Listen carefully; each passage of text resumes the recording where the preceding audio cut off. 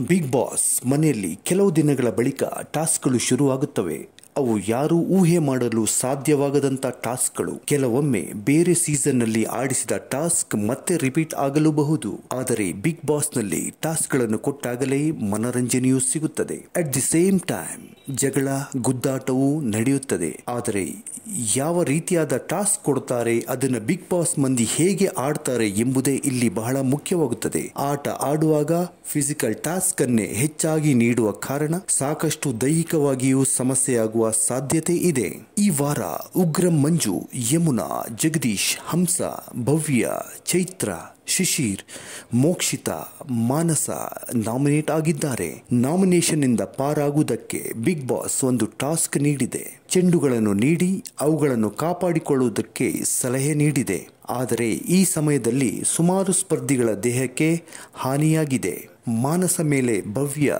ಜೋರಾಗಿ ಬಿದ್ದಿದ್ದಾರೆ. ಭವ್ಯ ಮೇಲೂ ಹಲವರು ಬಿದ್ದಿದ್ದಾರೆ. ಟಾಸ್ಕ್ ಮುಗಿಯ ವೇಳೆಗೆ ಶಿಶಿರ್ ಪ್ರಜ್ಞೆ ತಪ್ಪಿ ಬಿದ್ದಿದ್ದಾರೆ. ಎಲ್ಲರೂ ಅವರತ್ತ ಗಮನ ಹರಿಸಿದ್ದಾರೆ. ಬಿಗ್ ಬಾಸ್ ಟಾಸ್ಕ್ ನೀಡಿದಾಗಲೇ ಸಾಕಷ್ಟು ಎಚ್ಚರಿಸಿದೆ. ಆದರೆ ಗೆಲ್ಲುವ ಭರದಲ್ಲಿ ಸ್ಪರ್ಧಿಗಳು ಮನುಷ್ಯತ್ವ ಮೀರಿ ಆಟವಾಡಿದ್ದಾರೆ. ಇದರಿಂದ ಜೀವಕ್ಕೆ ಅಪಾಯ ತಂದುಕೊಳ್ಳುತ್ತಿದ್ದಾರೆ.